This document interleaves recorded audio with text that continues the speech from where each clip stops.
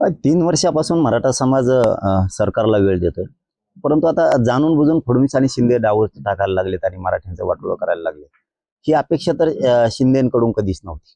कधीच नव्हती. स्वप्नातही आजही वाटत नाही की शिंदे इतक्या गोरगरिबांच्या मराठ्यांच्या पोराचं वाटोळं करायसाठी शिरसाटला पुढे घालून इतकं वाईट कृत्य करतील हे आजही मनाला पटत नाहीये.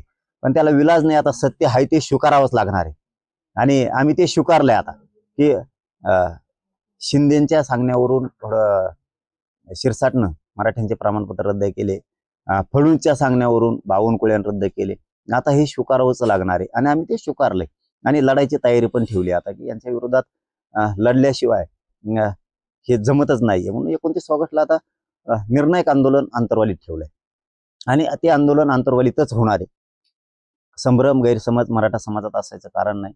वेळेप्रसंगी डाव बघू काय टाकायचं. मी आहे ना, मी ठरवतो त्या टायमाला आपण वेळेवर. तुम्हालाही मराठा समाजाला माहिती आहे मी वेळेवरती बरोबर डाव टाकतो.